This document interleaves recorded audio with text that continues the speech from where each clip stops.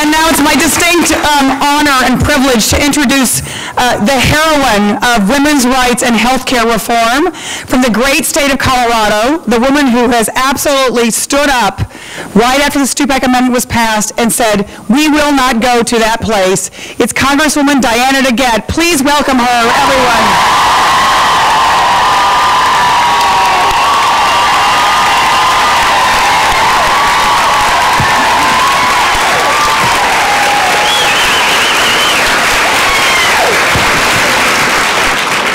Okay, I feel like the reinforcements have arrived. You know, we've been talking about a surge this week. Here it is. The surge for women's reproductive rights. Thank you, thank you, thank you. Every single one of us is here today to stand up for women, for couples, and for families. We are here today to say no to the Stupak-Pitts Amendment.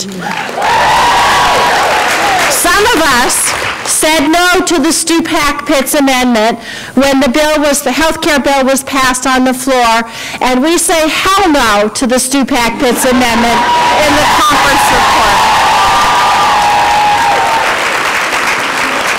This year, Congress has striven to make good on a 60-year-old promise to pass a bill that will bring real health care access to the American people.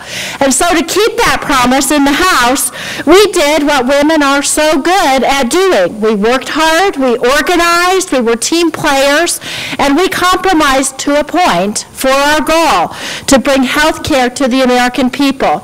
But unfortunately, some people had a different agenda. Their agenda was to use this bill to restrict women's rights to access to health care and to control the choices women make about their own bodies. And unfortunately, as you now know, anti-choice Democrats and Republicans decided to hijack health care reform for this other agenda. They took hostages and they demanded a ransom. We might let you gals have health care, they said.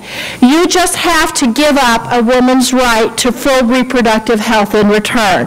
And my friends, I will tell you, that is a devil's bargain, and it's a bargain that we will not make.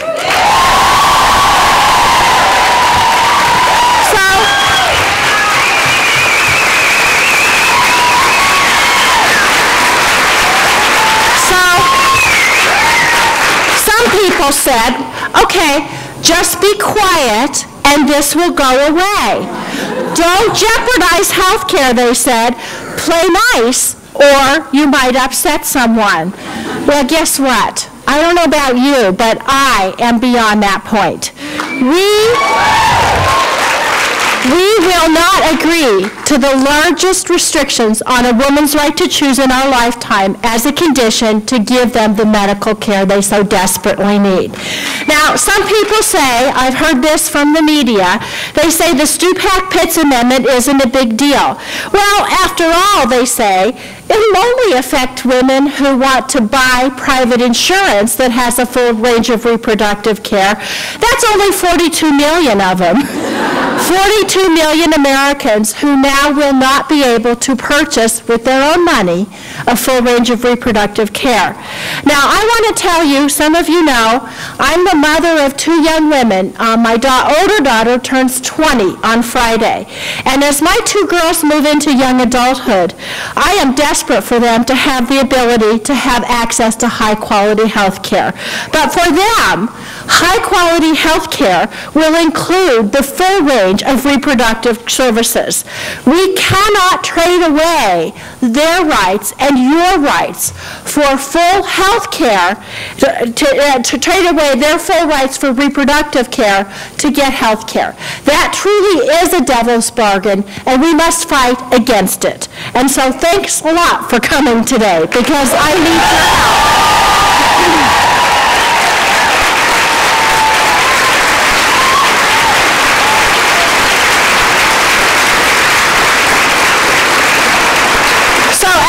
As I look at my next line here, you're the living proof.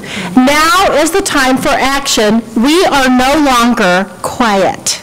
We will no longer accept these restrictions on a woman's right to choose and to spend her own money on insurance that will cover a woman's right to choose and full reproductive care.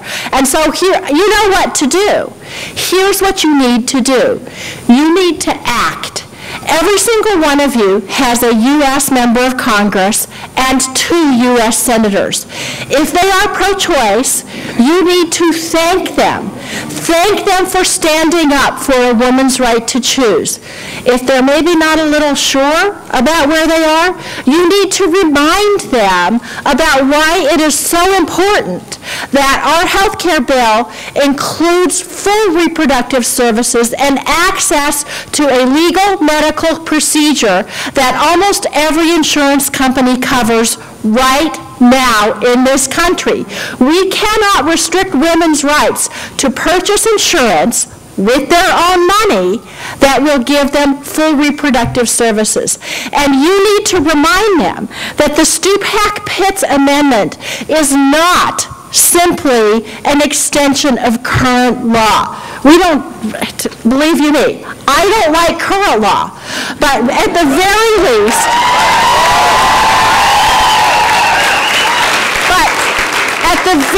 at the very least, we cannot restrict a woman's right to choose beyond what it is today. So you're the troops. You need to go out there. Be polite, be respectful, that's what we do, but be firm, because your allies in Congress are firm. We will not vote for a conference report that restricts a woman's right to choose further than current law. We compromised already. We went there. We're not going to go any further. Will you help me do it? Let's do it.